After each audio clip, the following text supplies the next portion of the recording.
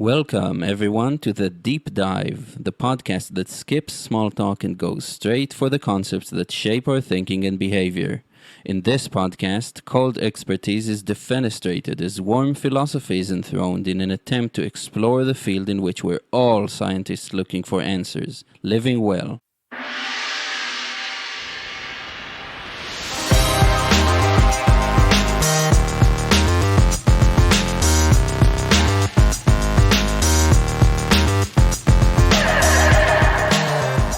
Hello, world. Welcome to another episode of The Deep Dive with me, Eyal Shai. Today I'm joined by Anna Gatt. Hi, Anna. Hi, Eyal. How are you doing? Excellent. It's so good to have you here. And as the custom goes, please introduce us to an idea or concept that has been making your life better. Thank you so much for having me. And for those of you listening to this podcast, you can't see Eyal, but he's calling in from the back room of a public library from the kibbutz where he lives in Israel. And he's sitting in front of this beautiful double shelf of books. And I have massive FOMO/nostalgia for public libraries right now. So it's also such an apt kind of Zoom background, I think, for a discussion around Interintellect and my work. Definitely. It's an interesting question. I mean, I think most adults, kind of continuously explore the question of how to live well, whether they do so consciously or whether just unconsciously through, their preferences or their attempts at improving their lives. One of the things that seems to have proved to work for me, and it was quite counterintuitive to me, so I kind of arrived at it late, was how to explain. I really think that understanding a little bit what kind of a person you are will be extremely generative for your life. I kind of understood this when I realized that the best way for me to figure out what I want is to look at what I do. So say I have unstructured time, or I go on a holiday, I go on a walk, I go into a bookstore or a public library, and I can pick any book I want, or I can do anything that I want with my time. What do you do with it? And I do think that with, self-honest self-observation, a lot of things become really obvious. What are your actual preferences? Who are the people you really want to talk to? Do you really like your job? Do you really enjoy the book that you said you enjoy? And of course, I'm not including pathological problems here. And of course, there are people who do things that they don't want to do, et cetera, et cetera. But I think for most people at most times, this is a good rule of thumb. And I think it increases, at least for me, it greatly increased my self-trust, because I have a tendency, like all hardworking people, to see myself as super lazy. Now that I have been observing myself in a semi-detached way for a good while, I know that, no, actually, if you leave me alone for an hour, I will probably do something. If you leave me alone without a book, I will probably think up something fun, and that's a good thing to know. And I wouldn't know that about myself without having, given myself the opportunity of just unstructured free time. And I think this leads to many interesting questions. I really believe that a big mistake that we make in life in the West and in how, what we expect from children and how we educate them is that we expect people to, maybe at 18 or 21 or 23, to choose a life and then bend yourself to that life.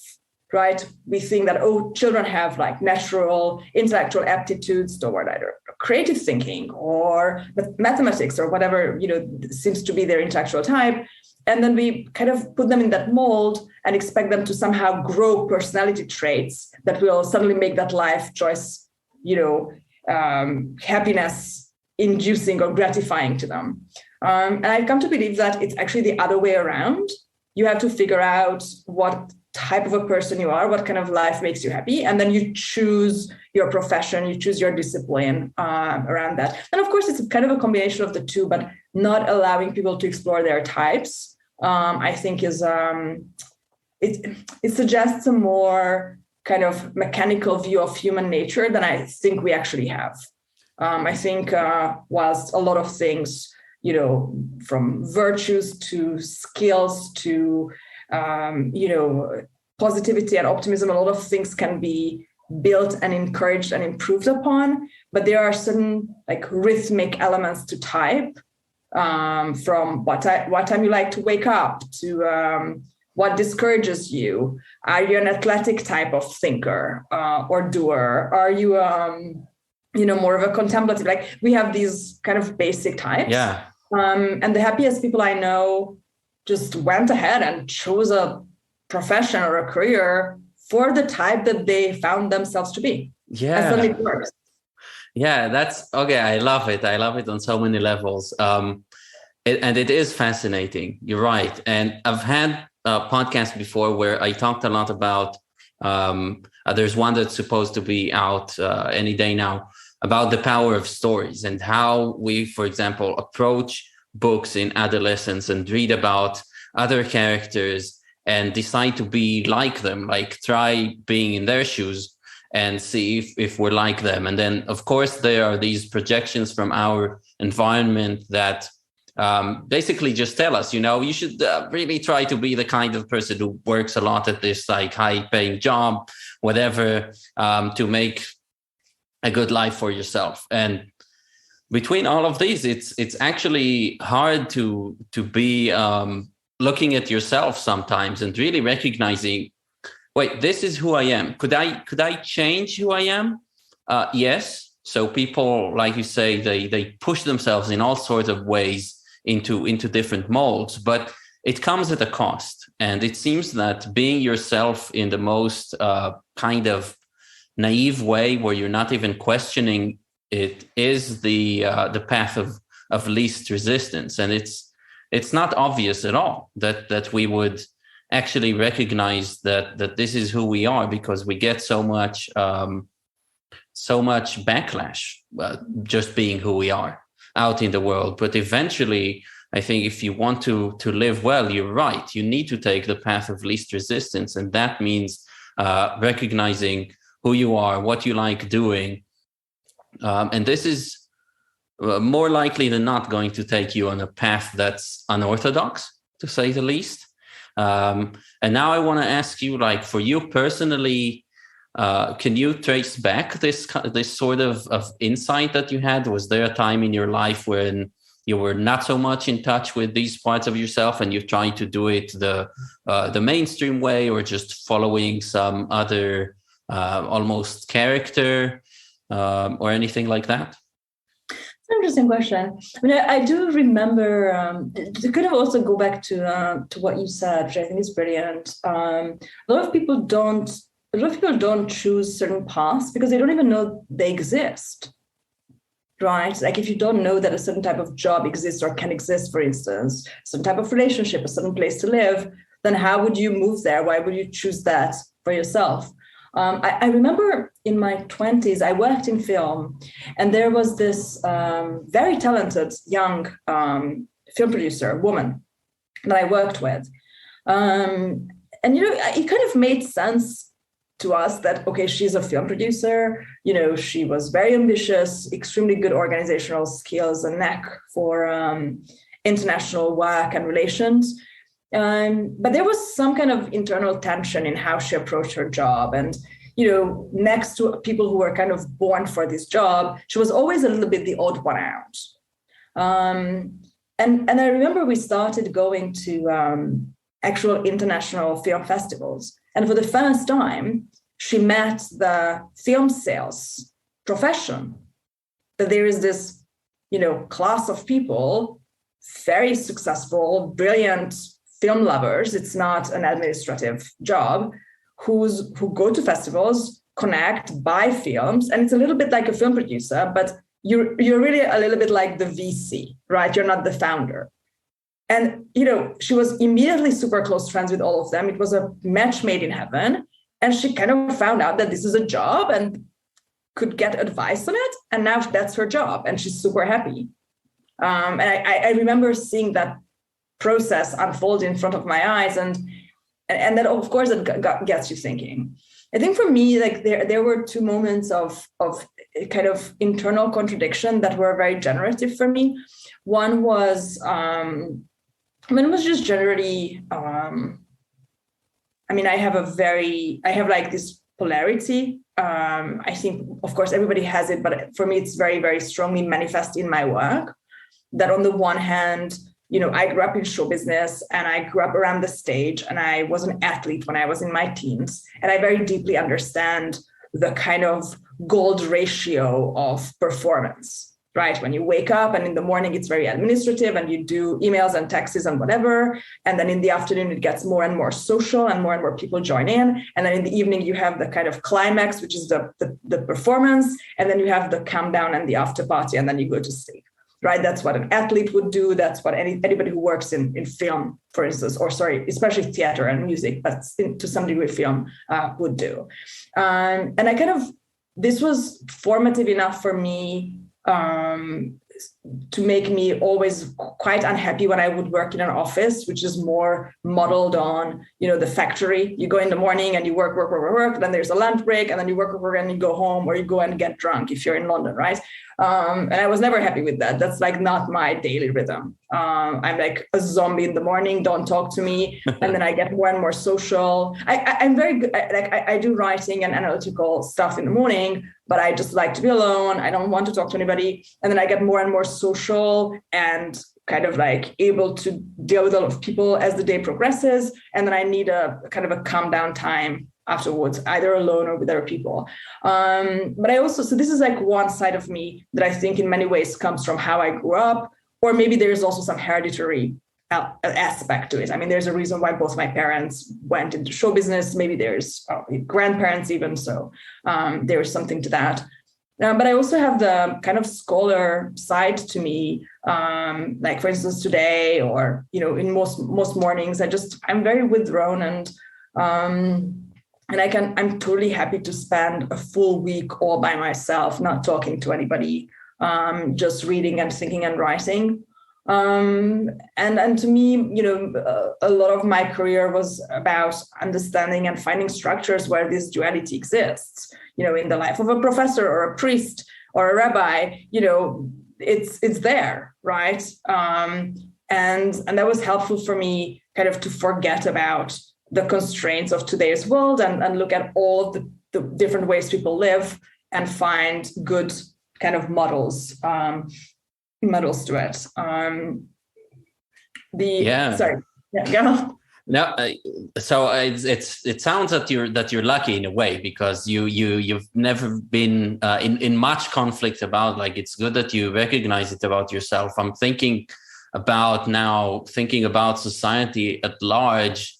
We're probably doing quite poorly when it comes to that, like allowing people to really explore themselves as a person, as what you say, even these biological functions of a circadian clock and all that, play with that, because we have the very strict schedule day to day in school, and then it basically goes on, and anything who does something outside of this is a little bit of an outsider, at least to a certain degree. And it's interesting, like I'm trying to think, in Israel, we have this tradition almost that when people get out of the mandatory army service, they go for at least half a year somewhere. It's usually India or South America to find themselves, right?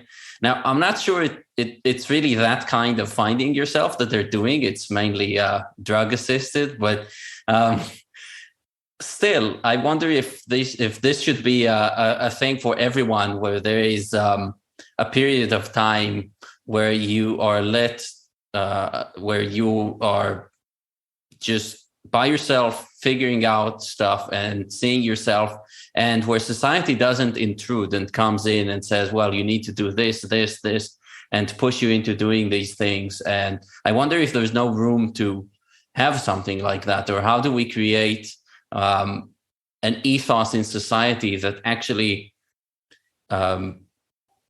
endorses people's attempts to find themselves in that way and get to know themselves. Like, it seems to be rare, doesn't it? Yeah, it's an interesting question. I mean,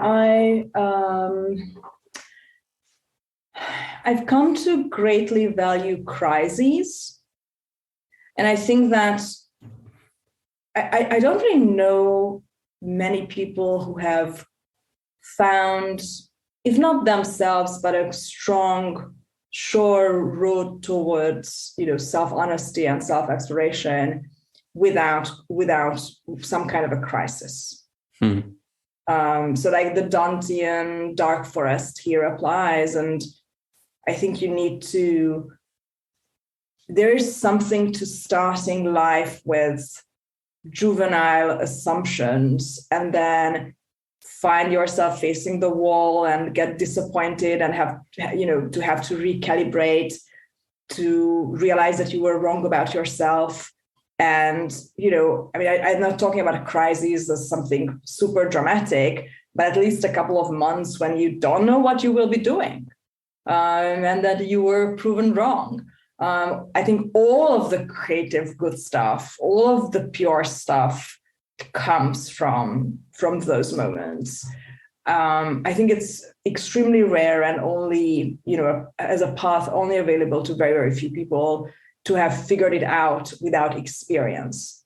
So I definitely came to where I am today through a myriad of crises, and I took very big financial and social risks to at least have, a part of the freedom that I think I should in this life. It was not really handed to me, but I didn't know I wanted it. At first, I was living within constraints imposed upon myself from my environment. And I saw that my job was to kind of make the most out of it. And when I was not able to and would feel depressed, I thought, well, that's how life is. Life is suffering. And that, at some moment, a little door opens, however you arrive there. And you realize that, no, actually, you can totally step out of there. There is a price. You can't, like, big good things in life are difficult, but that you should. And when you step out and you realize that lives are made and worlds are built, and that there's a strong artistic element to life where you can, with relatively little resistance, create things that are good for you. I think that's a really, really big moment in life. So I think we need a way to talk about life that is more allowing for crises, that is more allowing for people exploring themselves, not necessarily after the army service, but maybe at 35 or 65, whenever you want to, whenever you feel like you need to change, and having. For instance, we have this weird thing in the West when we think that difficult periods last for 6 months. And then if your friend is still a little bit uncertain after 6 months, then you're like, there's something wrong with you, Yeah. Go on it's medication. Pathological. Pathological. I don't know what to say to you. And in my experience, like, transition periods last 3 to 7 years or 15. Maybe all of life is a transition period. I don't know. But like having the... being okay with that, I think, to me, I don't have a recipe here, but just understanding that that the road toward clarity is has its own challenges. I think that's a beautiful thing, and I would encourage everybody to be okay with that. Yeah, I think it's no coincidence that. On the one hand, it's a fact that our brain develops as late as 24, right? Years of age. When we reach 24, that's maybe when things are kind of stabilizing in our frontal lobes. And I don't think it's a coincidence that a lot of society tries to get us to do all the things that it wants before we actually get to that age, right? So whether it's send you to the army or send you to college to make you a good citizen in whatever way they see it. But so I don't think it's a coincidence. One thing that you kind of mentioned is really interesting to me. It's how would we demarcate between actually knowing ourselves or telling ourselves that we are the problem? Because you touched it, and This is a really big issue. I think for me, for anyone, it's just so tempting to look at yourself and see that you are the problem, because everyone around you seems to be doing okay with the rules that we're giving, or at least most people seem to be doing well. And you might be in that job you don't like for way too long, and you might get depressed. And like you said, life is suffering, or these are the rules, and I'm just not fitting. And how do you empower yourself to come to a decision that you actually trust with authority? That no, part of it is you, and you'll do whatever you can to change and be looking at the half glass full and so on. But there are also some things that are not perfect out there that you have control over. And how do you go about starting to change them in little ways? It's interesting. I love, this whole idea that, there is a room full of people, and then one person has this speech bubble over their head that I am so weird and working so hard at fitting in, and everybody else is fine. And then the next person also has this speech bubble. Right. Everybody thinks, right? Everybody thinks that they are weird, they are the exception. And in a way, we are, right? It's extremely hard when you look really close at people. It's very hard to really generalize. For me, I think for me, Interintellect and starting this journey of this movement, this company, this organization was extremely kind of educational in this sense, because it made me understand myself at a different level than before. And it was kind of about what you were mentioning, like, am I the source of a problem or am I the solution, right? I think I first started entertaining the idea of doing this when I was 30. And then I really only got down to it 32, 33. So there was like an incubation period. And up to that point, I always looked at things that I'm lacking, right? And I felt that the things that I lack or thought I lacked were the constraints, right? I saw myself as this person who, lives in Budapest and has these parents and has this social class and has these sets of interests, these personal relationships, physical attributes. And I kind of thought that was fixed. And for me, actually, turning 30 was really interesting, because when I turned 30, I realized that I only really had the script in my head up to 30 for a woman. And then, in where I grew up, when you turn 30, a woman kind of disappears either into the family or some other identity. And suddenly I was there without this exoskeleton of a scenario of what I should be doing. And I realized I can do anything. Like, my life really starts now. But I really, up to that point, thought that, I can't do this, I can't do that. I'm not a math person. I'm not tall enough. I don't speak German, like whatever. No. And at the end, I did very little, or I felt I was doing very little. Actually, I went back home to Budapest a couple of weeks ago and packed out old boxes and found this completely different person based on these archaeological findings that I remember, right? How I saw myself. I was absolutely hyperactive. Apparently, I saw myself as very lazy at the time. But I remember the 2015, 2016 political crises, which kind of coincided with a personal crisis for me. And it made me think about it. I felt a little bit like what I think about myself suddenly doesn't matter, because there's a need in the world now, and I have to employ myself like a soldier to help with this thing, because other people need help and everybody has to help, not just me. And so I kind of suspended this individual little cage into which I put myself. And that was the first time when I sat down and I started looking at my CV and my studies, my interests, my strengths from a very utilitarian angle. Like, what can I do? Like, what, not what I can't do, but what I can do. Like, almost like a list, like taking stock. And I was like, I will find something to do in the world that what I can do enables me to do. Like, let my skills or my experiences up to now choose the path for me. And this is kind of how, of course, there's a lot of taste involved and random things. A lot, it's not super simple and not linear, but that was how I kind of went into what I'm doing now. And to me, that's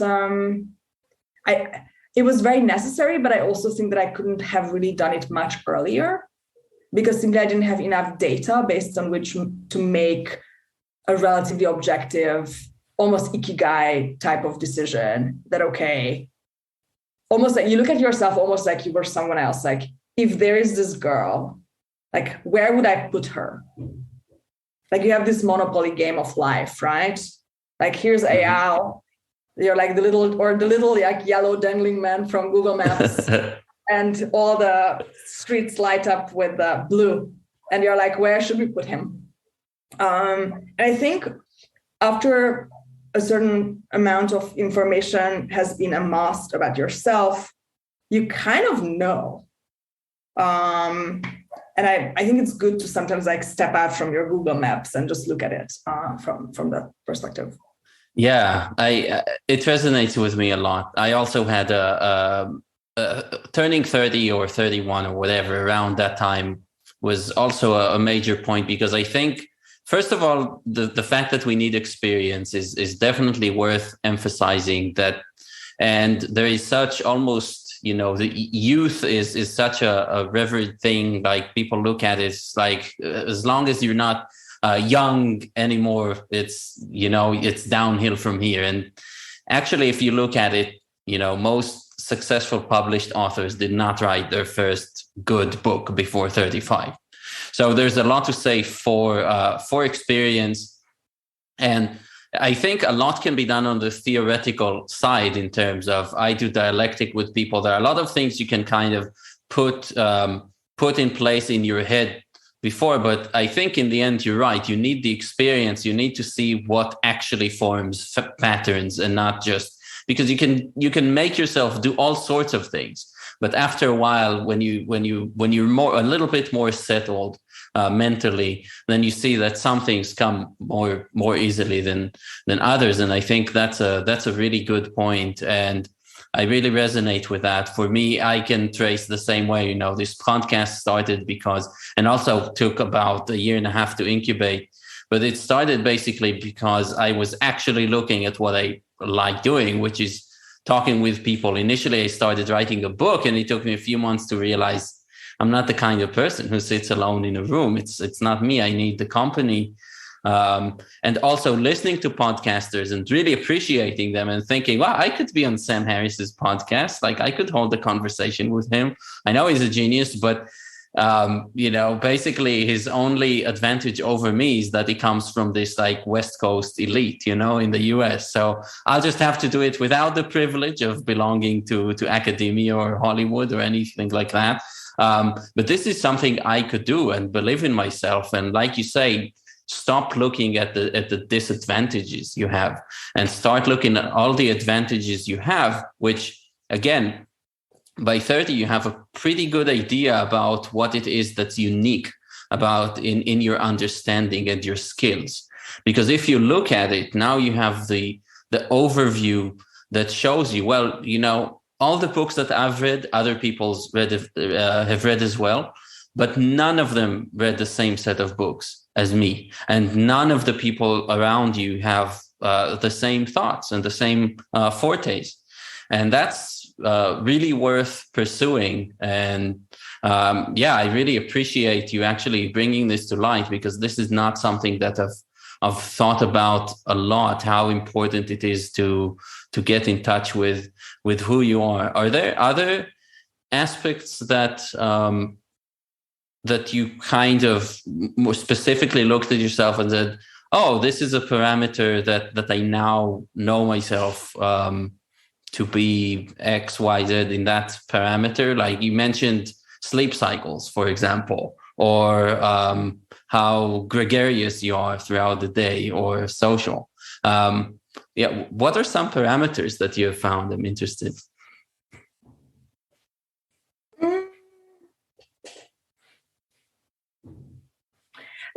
It's hard to verbalize, but I think everybody has their unique combination of, what makes you, what energizes you, what drains you, what is the way in which you like to be social.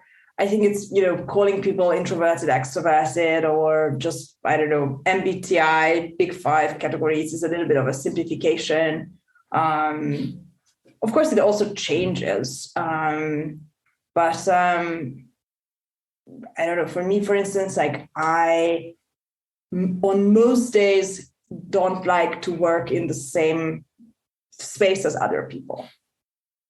So I have a spot in a co-working space in Brussels, for instance. When I'm in New York, I often, work from somebody's office, and there are other people, but it's not a kind of sitting close together, open floor office kind of thing. I don't necessarily mind if there is someone else in the space, but I like doing meetings, but I don't like to be distracted, for instance, to the degree that I literally want to be alone in a room for like big chunks of time.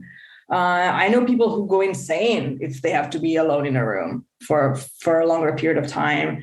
And this is something that I just had come to understand about myself. You can, I don't know, go into, I could pathologize it and say that, I don't know, my childhood nursery was too far from the living room or whatever. And that's fine. Or I can just say like, no, because, there were other people in that apartment and they don't have this. So this is kind of how I am as a person, and that's fine. And instead of, trying to bend it, I ended up with a business where most of my team are remote, and we are perfectly happy, keeping in touch on the internet. So this is one of the things that I would bring up. The other thing is really interest-based. Michael Nielsen, the physicist, has this idea, I think it was him, that everybody all through their lives, we all just have one idea. And we search for an answer for that one question through a variety of different things. And even if you look at an extremely varied career of somebody who, was this and then that, and then went into this and that, it's really, they were pursuing one bunny, right?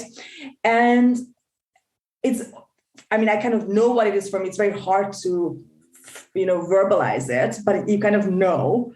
And so for me, building a life that focuses on that question, both during the day and when I'm not working, and actually work versus non-work is not the distinction that even like touches this idea, right? It's more like something that is always with you. To me, that was very, very important. I think this is why I left film, which had a very high social cost to me. Film is a highly coveted, strange profession that if you leave it willingly, it's a little bit like divorcing the hottest guy in the neighborhood. Nobody will understand, and everybody will think you're weird, and we all want him. Why don't you? Right. But it was really not good for me, and I still mostly have, I think, quite negative memories of my time in that quote unquote dream world, which is another interest. Tori Amos has this great song, Another Girl's Paradise. And I often think of that song of how many situations you have to get in that are other people's paradises. And then for you to understand that, you know what, I don't actually like this. And then there are super small things happening that are so meaningful to me. Approval from a person I respect, small things in Interintellect, a beautiful idea, a beautiful piece of text from somebody that I hold in high regard. And to me, those are the moments of great success, whereas maybe for someone else that would mean nothing. And that's fine. Yeah, I really like the idea of the one thing we're actually trying to get at time and time again. And hopefully, we have the powers to get up and try again. If we bet on some career that we don't like, it's not that easy to divorce it, as you say, especially if it's socially if it's held on a pedestal in some way.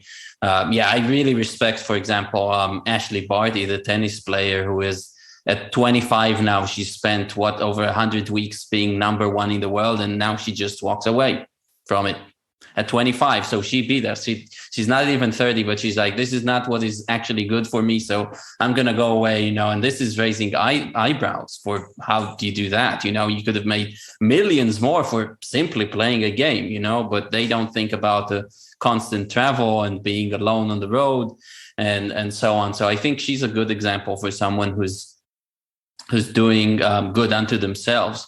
And personally, it's really interesting because it reminds me of the day that I enrolled to the tour guiding course. And I already knew it wouldn't be hard for me because my dad is a tour guide. I have extensive knowledge of Israel. I have really good memory. I knew it wouldn't be a problem for me to finish it. I knew I would make a good tour guide because of all these things and because of being just loving to meet people. But on the first day when I enrolled, and I could already envision myself even rising to the top of the profession in terms of doing the more boutique tours with more wealthy families and so on, I knew it wasn't the thing, So that's what it makes me think about. And it's really interesting because I did have to think, why is it not my thing? It has good pay. I do meet people. I do that. But then I realized, because I think the telos of the whole thing of the tour in Israel is to have fun. And I'm more of a person who would like to have the deep felt conversations, like heart to heart conversations. And as much as I'm going to have these, you can have those tours in Israel. I mean, I've been on tours in Israel that included some very deep and very troubling conversations. I mean, you have a couple of places there where you could have them. Yeah, that's true. But, overall, the tourists come to have fun, not necessarily meet the tour guide and have these heart-to-heart conversations. And it's really interesting. Then I had to realize, well, I probably did this because I'm still playing a little bit to the tune of what society feeds me, because this is a good paying job and I can do it easily. It comes easy for me. So I did that, but I always knew this wasn't the end. So when COVID hit and I didn't have work, it was kind of, speaking of crises, it was kind of a no-brainer for me to, okay, I'm not going to get any job I can just to pay the bills, but I'm going to chase something that's more fulfilling. And this is what I did. And I'm happy that I did that. And again, the podcast, as far as I can tell, I'm going to do it for a long time, but who knows, I might be able to further tinker with the whole creation space that I'm using to even better suit my talents and wishes. And do we know now what is our one thing? I'm not sure yet. Do you? I do know what my one thing is, but I don't think that I will have necessarily one. I mean, I have had already multiple different ways to explore it, and I think that will continue. I do think that I found kind of my one job with Interintellect, where I think my skills are best put to use. But there are other things that I want to do throughout my life. But I wanted to go back to this thing you raised, the question you raised around, walking away from professional tennis, for instance. I have Andre Agassi's autobiography open behind me, where he very openly talks about how much he hated tennis. But he did not walk away, right? Because I think we discussed this at one of the Interintellect salons that I hosted, which was Bernard Williams's point about, the post-impressionist painter Gauguin, and how he walked away from his life in France, left his children and his wife, and moved to Tahiti to paint naked local women with fruits, and became very successful with it. And Williams Williams, who was a wonderful English moral philosopher. His point, is that we would, assess Gauguin's betrayal or abandonment of his family and his friends and his country if he had not succeeded. It would be very, very different, right? So we have this narrative of his quitting his life and starting a second life that kind of made a giant out of him in the history of art. If he had just gone to Tahiti, painted terrible canvases and died very quickly, or returned to France, then he would just be this jerk who left his family, and and so I think that's interesting. And whenever we restart, I mean, I have restarted my life multiple times, and I think whenever we restart a life, we need to ask ourselves, how much success do I expect from the next phase? Do I do this because I tried traditional success and I don't like it? Whether that success is status or money or having a nice suit, having a nice, business card, whatever, that the first phase was, how important it is that the second attempt or the third attempt brings traditional success. Because I think people do evaluate both themselves and each other based on the perceived results. So just kind of as a parenthesis there. Yeah. So you now you have me imagining Gauguin telling his family that he's going to Tahiti because he loves naked women, and they're saying, okay, that's and fruit, and it's like, oh, well, okay. But this was just who he was, so he went to pursue it. Yeah, definitely. It's so true. And we're all the happier. I love Gauguin. Don't get me wrong. It's my favorite. My favorite painting is his canvas. With the Nevermore bird, exploring our origins and our current states and our futures.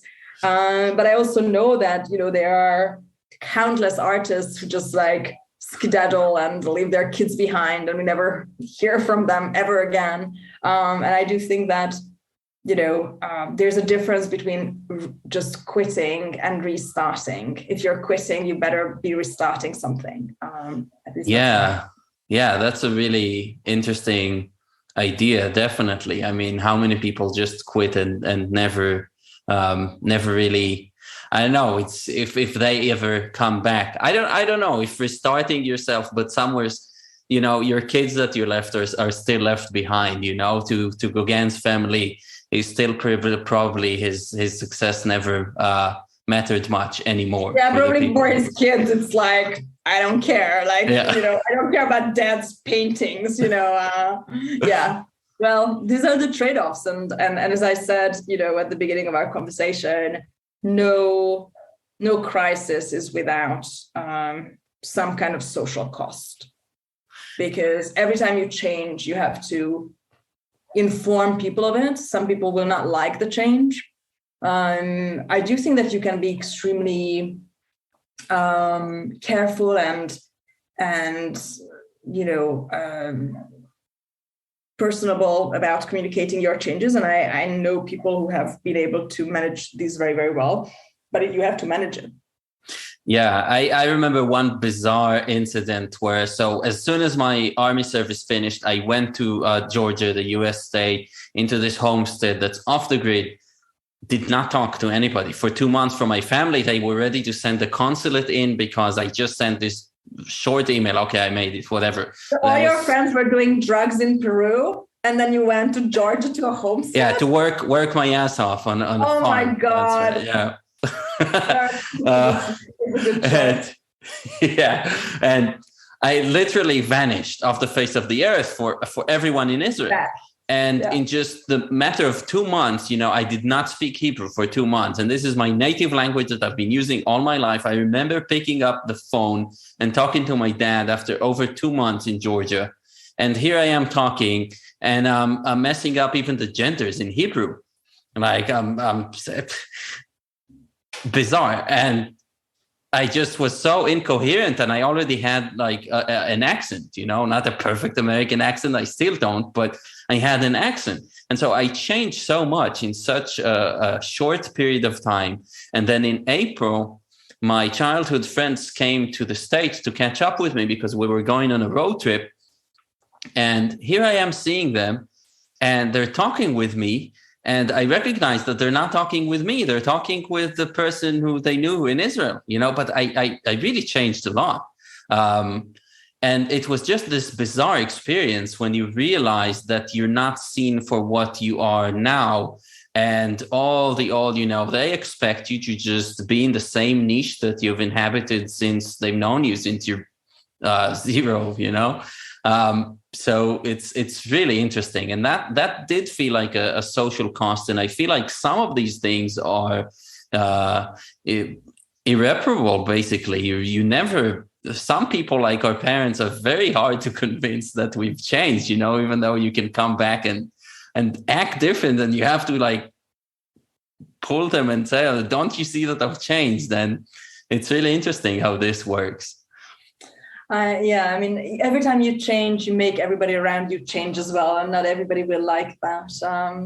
I love Toby Shorten's, Toby Shorten, the writer, has this line that my friend Aaron Lewis often quotes, that comes so close to me that we both change.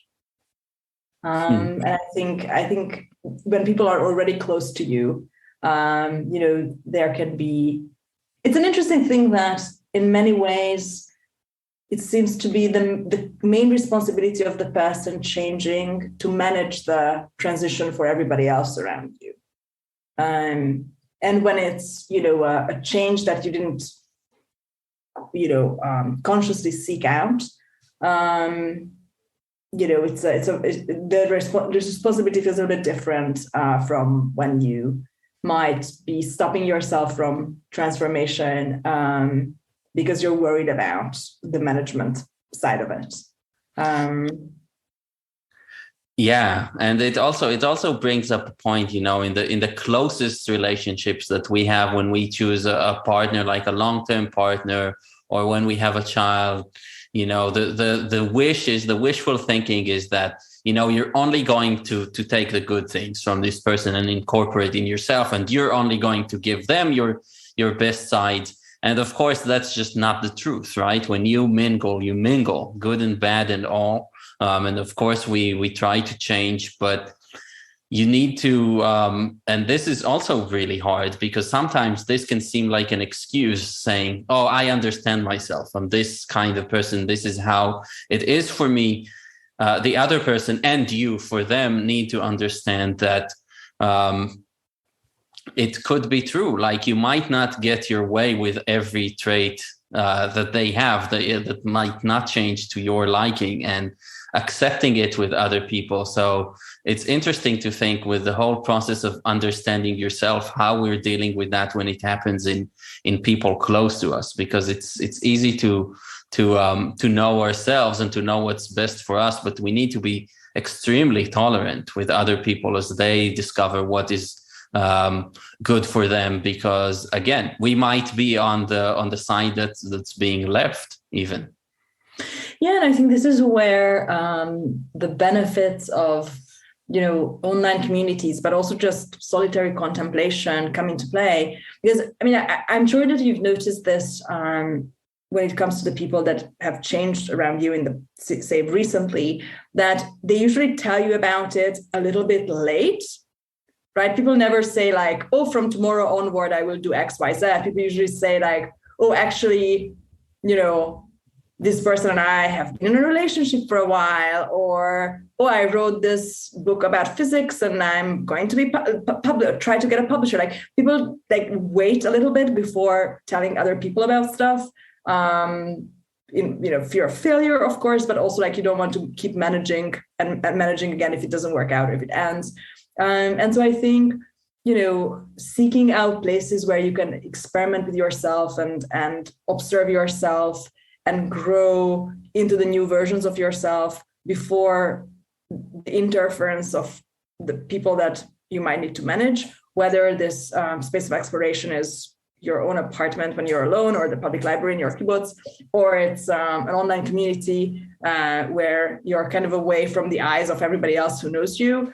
I really encourage people to seek these out. The internet is a marvelous place for both solitary research and community life.